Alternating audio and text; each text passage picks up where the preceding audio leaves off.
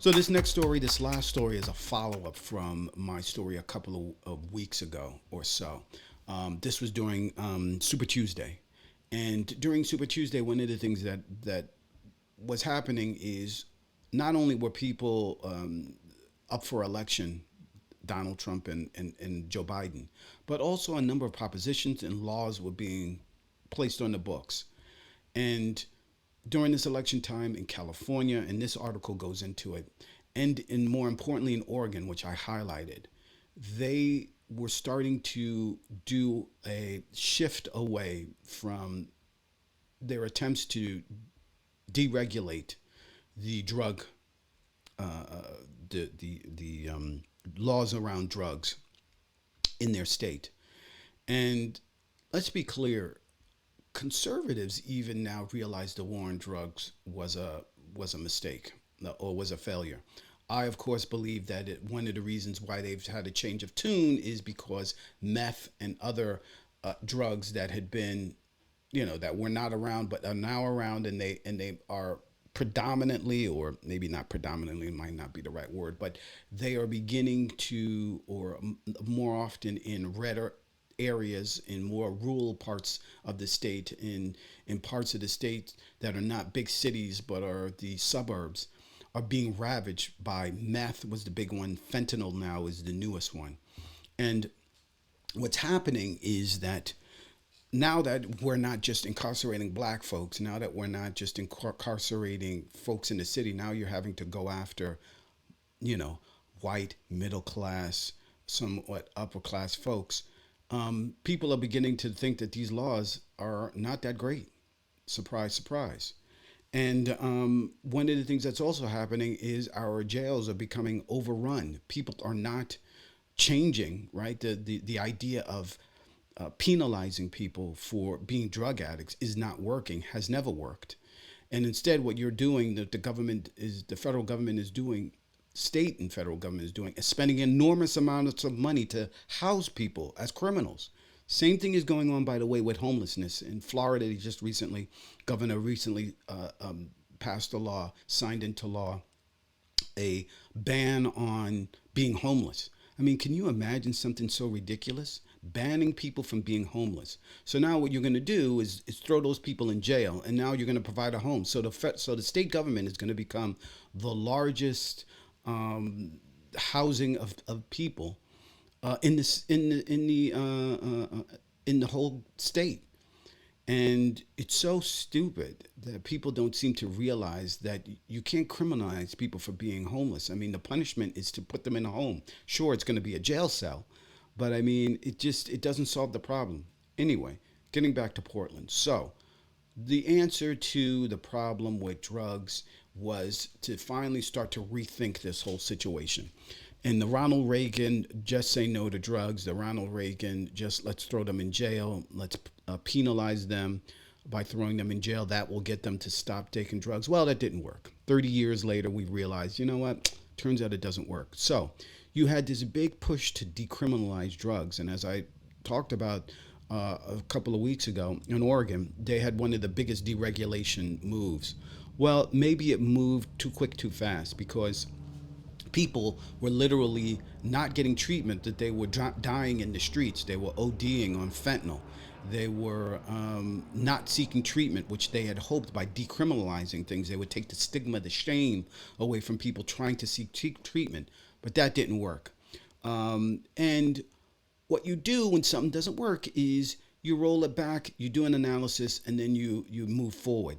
You know, like I said at the top of the show, Republicans, they make it more difficult to vote when people don't like the laws. Democrats, if they're smart, progressives, if they're smart, they look at why it didn't work and they make fixes, and roll back the laws as they did. So 2 weeks ago or so, they did just that. But the title of this is Why Portland Failed, where Portugal succeeded in decriminalizing drugs. And one of the reasons why I wanted to talk about this is this is a fascinating story, and it's something that we can learn from. Particularly if you are a progressive, you can learn from this on how to look at what didn't work and make adjustments. Something that conservatives do not do. But it says America's first experiment in treating hard drugs as a public health problem rather than one for police looks like it's about to end. And this is from, by the way, Politico. Carmen Pon and Etior Morales. I don't know how to say the name, but this was from yesterday, I believe. I don't have the date on here. I'll have to find out for sure. Links, of course, will be in Mastodon. The Oregon legislature has voted to repeal the state's 3-year-old law decriminalizing drug possession for personal use this month, joining cities from San Francisco to Washington, D.C., that are adopting new tough on drugs policy. Democrat Governor Tina Kotek is expected to sign the bill passed after a surge in fatal overdoses and public drug use in the coming days. But public health advocates behind the law say that the repeal is coming before decriminalization had a chance to work.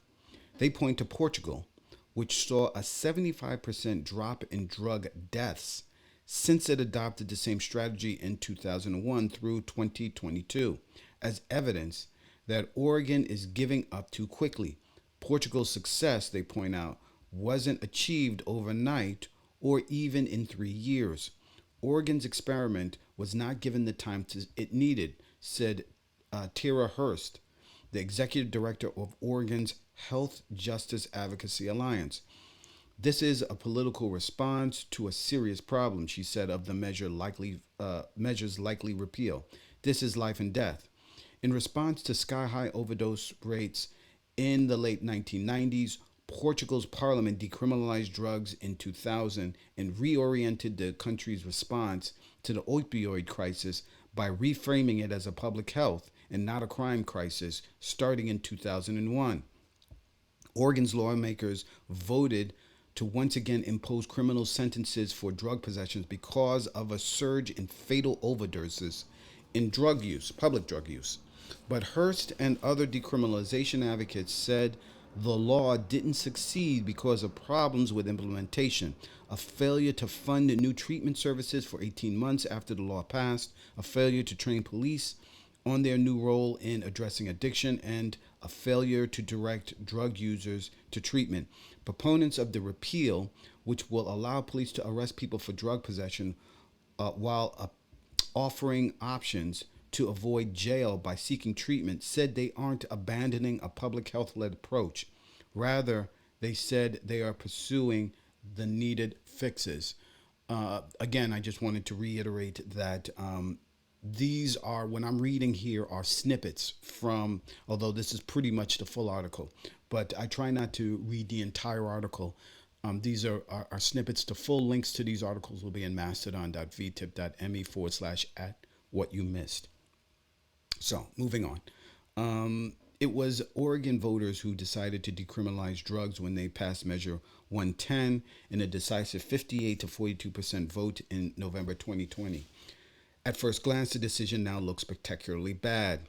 Drug overdose deaths spiked almost 50% from 1,171 in 2021, when possession of drugs for personal use was decriminalized, to 1,683 in October 2023, according to the latest data available from the Centers for Disease Control and Prevention.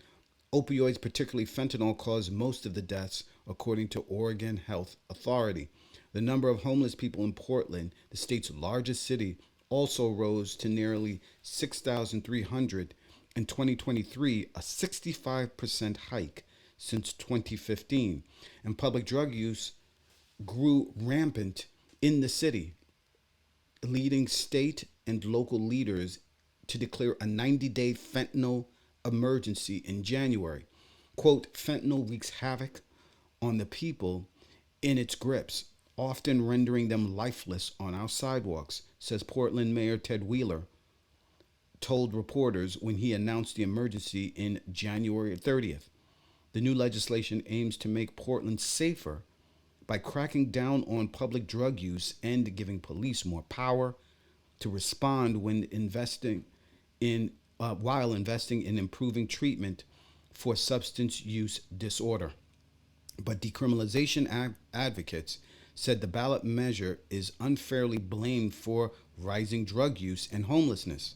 The spike in overdose deaths and public drug use were, in their view, caused by an unaffordable housing market exacerbated by the pandemic and the arrival of illicit fentanyl on the West Coast in 2020, years after it had hit other parts of the country.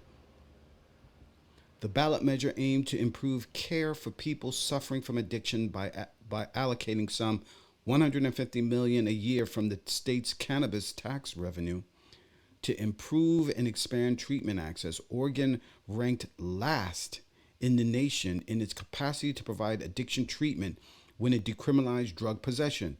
The rise in overdose deaths is consistent with national and regional trends, according to data from RTI International, a research institute.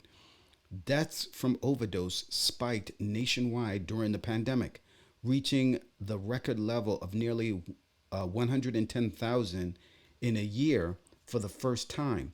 The deaths in Washington state rose more than Oregon since 2019, even though hard drug possession is still a crime there, according to RTI International's Alex Carl, an epidemiologist with expertise in drug policy. One of the things that people miss in the conversation is the context in which this intervention is being played. It's not like the state was doing great and the state got worse. The state had nothing. By contrast, Portugal had an expansive and trusted public health network that was reinforced by adding addiction treatment clinics during the 1990s. Portugal's decriminalization effort went into effect in the summer of 2001. Gaul believes it was effective in moving drug users into treatment from the start while reducing overdoses, but he said it took 3 to 4 years to prove it was. For you to be able to claim something works scientifically, you have to let it exist. You have to collect data, have it contrasted. These things take time. Under the decriminalization law, Oregon police issued $100 tickets to people caught using drugs, waivable if the person called a hotline to get treatment. The Oregon Secretary of State reported in December that the hotline received only about 10 calls a month and that staffing the line was costing $7,000 a call. Lawmakers who led the decriminalization legislation said they're adding a big stick to encourage drug users to get treatment, the threat of up to 6 months in prison, but that they're not giving up on the treatment first approach. If Kotek signs the bill, people arrested for drug possession can avoid jail if they agree to treatment. That will bring Oregon closer to Portland's system, advocates of recriminalization bill said. Portland doesn't put drug users in jail. Instead, police officers are used to encourage them into treatment by dissuading public consumption, and issuing tickets to those who are found to be doing so. In Oregon, Measure 110 has funded similar outreach projects, which can continue under the new bill. Max Williams, a former state lawmaker who also ran Oregon's prison system, said that the legislation would also put hundreds of millions of dollars into building treatment facilities that the state needs to respond to the demand for care. Quote, despite our rollback of this issue, Oregon has the most progressive drug laws of any state in the United States, he said. That's not the lesson the rest of America will take from what's happened in Oregon, though, other critics of decriminalization said. Oregon Senator Tim Kopp, or Knopp, the Republican minority leader, called the idea underlining the decriminalization movement that people will seek treatment on their own a fantasy, and rejected the argument that the policy needed more time to show results. The only thing that was happening with more time is our overdose deaths were on a skyrocketing trajectory. Knopp advice to other jurisdictions: get tough on drugs while building treatment infrastructure. Democrats increasingly see things similarly. Tough on drug policies are taking hold again in Democrat-led cities. Voters in progressive San Francisco earlier this month approved a proposal by Mayor London Breed to screen and mandate addiction treatments for people receiving welfare. Washington, D.C. revised the 1990s law allowing the police to designate drug free zones for up to 5 days and stop drug trafficking and loitering. And states including California have passed or are considering laws increasing penalties for fentanyl dealers. If, quote, people feel like public order and public safety are prioritized around them, you will lose, are deteriorating around them. You will lose the citizenry and you will lose the politicians.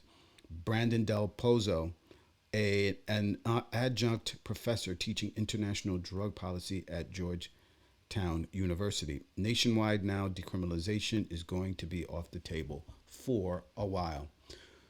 So, this is fascinating to me. This is interesting, and I think that Democrats should take note. Unlike Republicans, Democrats, progressives are willing to make changes where changes are needed. Um, I think that there are a lot of areas where there is overreach with respect to Democrats and policies to try and make good on government solving problems, right? We want to believe that you can solve problems through compassion, right? Conservatives, Republicans believe that sticks are the only way you can get people to be compliant. Throwing them in jail. Well, it costs to house people, to throw people in jail. So you run into the problem where how is the government gonna pay for this? Well, what ends up happening is they then go to private companies to try and get them to foot the cost. Well, where are they going to get the cost from? It becomes a vicious cycle. So part of what's going on here is, I believe, three things. You have a racial aspect to this, where Portland, Oregon, is like not really, it's not a very diverse state. You've got a lot of people, particularly in the suburbs, and this is happening in all over the country, that are now dealing with this issue. So it's now not just racially focused as it had been. You've also got the financial part of this, right? You're housing all of these people. You can't afford to do this. It becomes cost prohibitive. And then you've got this other aspect of it that is about the rights of individuals, the Constitution and our protection from onerous governments and government getting into the people's business, right? And again, this is another area where conservatives are supposed to be for limiting government, right? Small government. But when it comes to these kinds of issues, they're for big government. They're big government Republicans when it comes to these kinds of issues like drugs. I think one of the things that Democrats are looking, and governments do, uh, not just Democrats, but you go across the world, you see how other people are handling, how other countries are handling this problem. Here in Portland, apparently they must have looked at the model in Oregon. I think they actually had in this story, and again, the link to the full story will be in Mastodon. But I think that they actually spoke to someone who had created the drug policy or had studied about drug policy in Portugal and tried to replicate it here. Went too far too fast. That happens. But they didn't throw out the baby with the bathwater. They decide to do is say, where did we go wrong? Let's pull back. Let's make some adjustments where we can. And then as you start seeing success, as you start seeing people getting off drugs, as you start seeing people turning their lives around, then go back to a more liberal, quote unquote liberal view on how to handle drugs. So I think that's the right move. I think that it is the big example, the big story that shows the huge difference between Democrats and Republicans. I think, again, it's another example of how it is and why it is, in my opinion, Democrats get things right. And, they go through growing pains. Listen, California is going through a hard time right now. Drug, fentanyl, and all this kind of stuff is going on. But at least they're trying to fix the problem. They're trying to deal with the issue. And they are, again, not lying to the people like in red states. They're not making stuff up to make like this problem doesn't exist or that it is the end of the world. They are willing to make changes and willing to step back when they need to. And then once they've fixed the problem, looked at the problem, did analysis, fix the problem, and then go back to, once they've seen the changes that they want, go back to making the situation better for everyone. Thank you for joining me on today's show. I hope you have a great rest of your day. Again, you can find out more information on today's show at our Mastodon. You can also watch previous episodes of the show both on YouTube and stream.vtip.me. Have a great rest of your day, and I'll see you on the next one. Hey there, fantastic viewers. Eric Darnley Small here, and I hope you're loving today's episode of What You Missed. You've reached the end of today's show, but don't worry, there's more show coming up. If you're watching this on YouTube, please click the bell so that you'll be notified when more content is available. You can also help the channel by clicking the like and subscribe buttons. It helps the YouTube algorithm find new viewers so that I can keep bringing you all this incredible content you enjoy. But wait, there are more ways to support the show. You can make a contribution through the show's PayPal, which goes a long way in helping produce even better content for you. And consider becoming a part of our growing community by joining our Mastodon site at mastodon.vtip.me/@whatyoumissed for more engaging discussions and exclusive updates. And here's something you won't want to miss. Mark your calendars for our live show streaming on YouTube and stream.vtip.me Monday mornings, 10:30 a.m. Eastern Standard Time. Your support means the world to me, and together we're making What You Missed the best it can be. Thanks for being a part of my journey.